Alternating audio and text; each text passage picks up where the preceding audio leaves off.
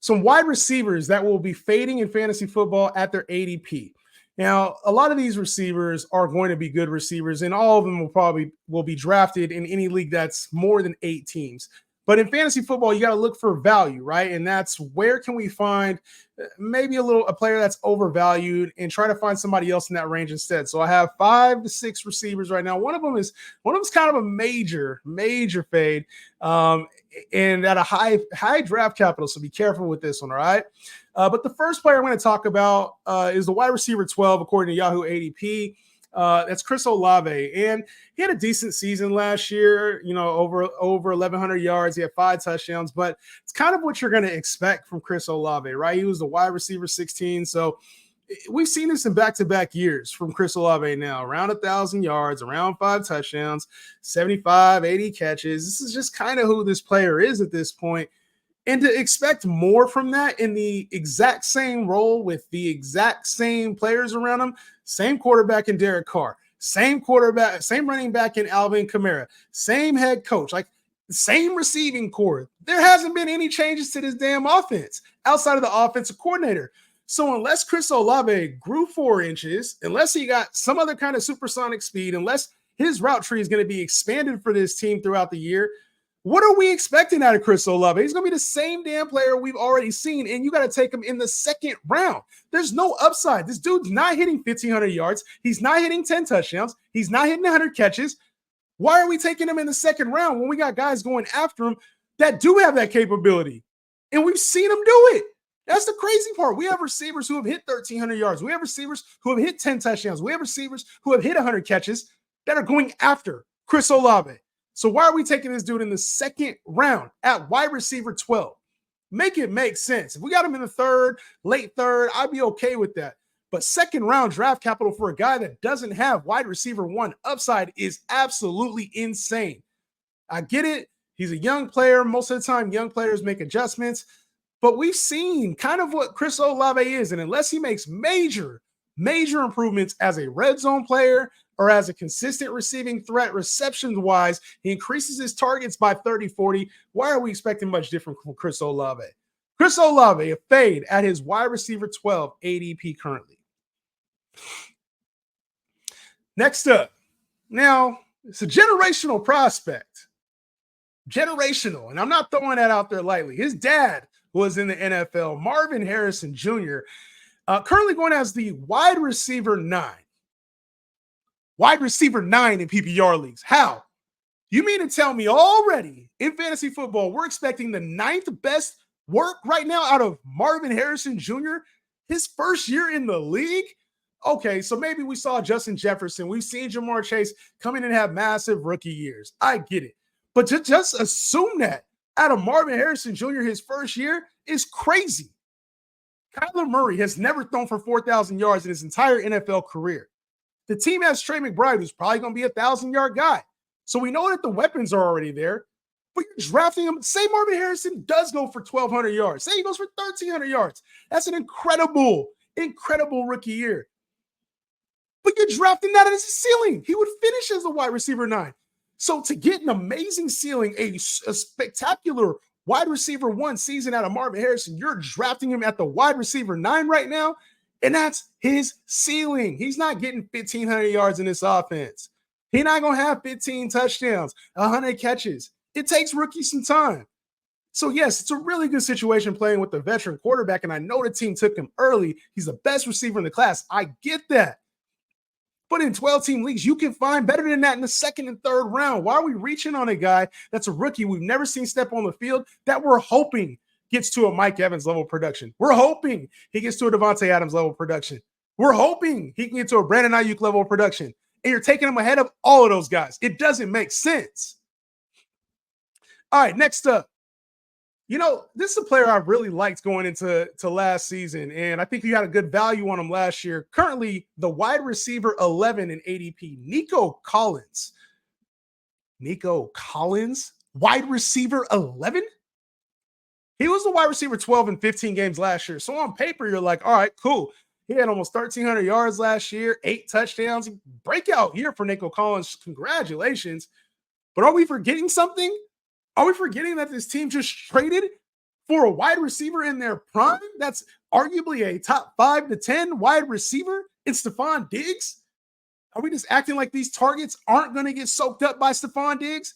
Is he just that washed up to you guys that he's not going to play a role on this team? The team just traded for him and gave him all of his money in 1 year?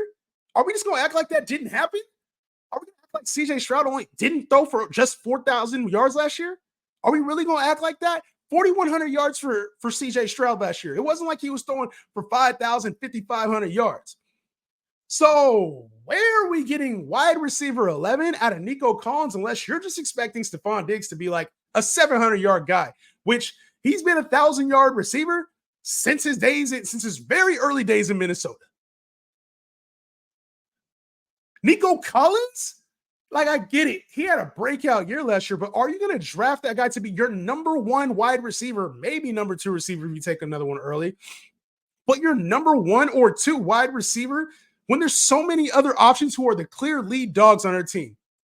This is the same mistake we all made with Devontae Smith, Jalen Waddle, and T. Higgins last year.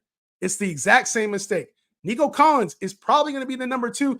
To some people, they like Tank Dell more than Nico Collins. So it's debatable that he could even be the wide receiver 3 on this team. I don't think that. I think he's a wide receiver 2. But to draft him at wide receiver 11 ADP is asinine. No, I get it. He's a good football player, and we love good football players. But in fantasy, we need to find clear identifications that they're going to be the number 1 receiver and have trajectory to blow the ADP out the water and have a higher ceiling than where we drafted him at. And Nico Collins, for as good as he was last year, is not the wide receiver 11. Let's just be frank. He's not. All right? You could do much better at wide receiver 11 than Nico Collins. Next up, we got another rookie, man. I'm not trying to hate on the rookies, but we got another rookie, Malik Neighbors. He's currently going as the wide receiver 20. Now, I hated this landing spot on draft day. I absolutely hated it because Daniel Jones is not the quarterback that you want to see throwing your guy the football if you're a wide receiver. He's never had an 800-yard receiver. So this would be breaking the mold at wide receiver 20. Malik Neighbors going to have to come in and break the mold. I know it's the best receiver that Daniel Jones ever had, but now he's going to have to hit 1,000 yards. Otherwise, you're going to be disappointed. Like, I see 805. I think that's a really good season for Malik Neighbors coming in as a rookie, especially with Daniel Jones at the quarterback position, who's never thrown for more than 3,200 yards. Even with Brian Daboll as the coach, like, I get that. So it would take a massive quarterback change. And who's to say that he comes in and finishes this season healthy? Daniel Jones, right? I get it. In Dynasty, I'd be all over it. Like, if this was a future look, yeah, we're going to be talking about Malik Neighbors as a guy that's a consistent 1,000-yard receiver. But in year 1, with Daniel Jones at quarterback, with all these other – Wan'Dale Robinson was a 2nd-round pick. Jalen Hyatt was a 3rd, 4th-round pick, whatever he was. We got all these other receivers. Darius Slayton, who's been a consistent target for Daniel Jones over the years. He's on his team. And we're just going to assume that Malik Neighbors is going to be a 1,000-yard guy. To draft him at wide receiver 20, he would have to hit 1,000 yards. Malik Neighbors ain't hit no 1,000 yards this year. Daniel Jones has never had a 1,000-yard receiver. So I get it. It's fun to draft rookies. It's fun to get enamored with names. But there's a lot of receivers. Like Keenan Allen is going after Malik Neighbors. Calvin Ridley is going after Malik Neighbors. George Pickens is going after Malik Neighbors. Chris Godwin is going after Malik Neighbors. You can do much better in your draft than trying to reach for this guy, hoping that he can become the receiver that he will be eventually. This ain't the year for it. Malik Neighbors, we got to slow down on taking these rookies and assuming they're going to hit their ceiling in year 1. Next up, a guy who played pretty well last year, Zay Flowers, played pretty well in his rookie year for the Baltimore Ravens. He finished as the wide receiver 31. Currently, he's going as the wide receiver 25. On paper, we're expecting, some kind of incremental increase from Zay Flowers this year and expecting him to be better in year 2. I could see that. But there's not a whole lot of upside with this guy, man. He had 77 catches last year, 858 yards, 5 touchdowns. So what's the category that everybody probably thinks he'll be better in? What, yardage? For Lamar Jackson, who we know he hasn't really hit 4,000 yards yet. So I know the upside, like yardage-wise, maybe he could hit his first 1,000-yard season. I could see that. I could see that being a good season for Zay Flowers. But is this guy going to hit 8 to 10 touchdowns? Is he going to be a 90 to 100 catch guy? Nah. So in your mid-tier wide receiver 3, there's other players who could reach that. Your Chris Godwins, your George Pickens, your Keenan Allens. These guys, Terry McLaurin. We've seen these guys hit those milestones before, and we're taking Zay Flowers ahead of those guys now. So it's easy to think this Ravens offense, like, yeah, Zay Flowers takes another step. They also have a guy in Rashad Bateman who they've been talking up this year. We also have another guy, Mark Andrews, who's out for a good portion of the year. He will be returning this season, right? So, and Lamar Jackson himself has lost some weight. I'm anticipating he's going to be running the ball a little bit more this season. So if Zay Flowers, say he hits 1,000 yards, 80 catches, and 5 touchdowns, would that shock you? Nah, that'd be a good season for him. Just not wide receiver 25 level. So I think there's other guys with way more potential that are going around his same area.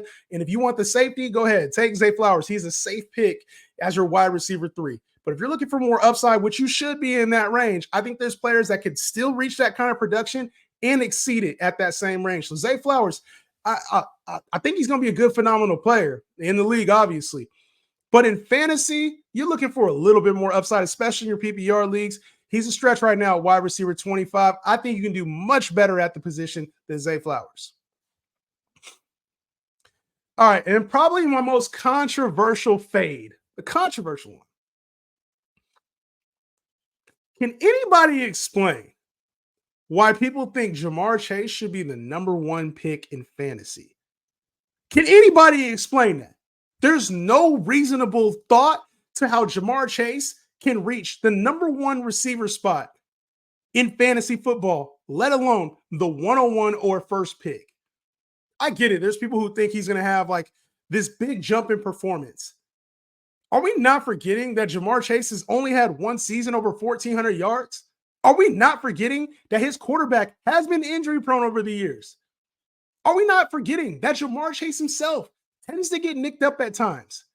Are we not forgetting that Jamar Chase had only 5 games last season over 9 targets? And this is the guy that we're expecting to be the number 1 player in fantasy, top 3 receiver in fantasy. He's going right now as the wide receiver 3 over guys like Amon-Ra St. Brown, who's been a consistent 1,400-yard guy, over Justin Jefferson, whose floor is 1,500 yards, over A.J. Brown, who's had back-to-back 1,400-yard seasons for the Philadelphia Eagles. T. Higgins is in a contract year. And last season, Jamar Chase averaged 16 fantasy points a game. That's supposed to translate now to wide receiver 1, 2, or 3? Where's the upside that everybody's seeing? He hasn't hit that marker since his rookie year when he caught everybody off guard. And last year when he scored 16 fantasy points a game, one of those games included a 50-point week. I get you can chase the upside, and yes, he could have a 40-point game any given week. But over the course of the season, we have yet to see Jamar Chase string together anything that suggests he'll be the wide receiver 1 or a top 3 option. You can look at CeeDee Lamb last year and be like, man, there's an example of a guy who, it took him a while, and then when he figured it out, he became the guy. But Jamar Chase isn't the possession receiver that CeeDee Lamb is. He's more of a big play guy, a yak guy. He makes things happen downfield. So to expect that out of Jamar Chase as the wide receiver 3, I think is completely insane. You can do better. I'd rather have A.J. Brown than Jamar Chase at this point. Why is he going as the top 3 receiver? Make it make sense. And then there's people that want to put him at the number 1 spot. You're just trying to be different. Recognize who Jamar Chase is, an elite wide receiver, but there's better options for your fantasy team. Don't get caught in the hype, man. There's too many question marks about Jamar Chase to take him as a top 3 receiver or the first receiver off the board. Do better than Jamar Chase. He is a fade at his current ADP right now. All right, so that did it for the receivers. Let me know what you guys think in the comments. Is there anybody else being too harsh on? Anybody you agreed with? I know we hit some good points there.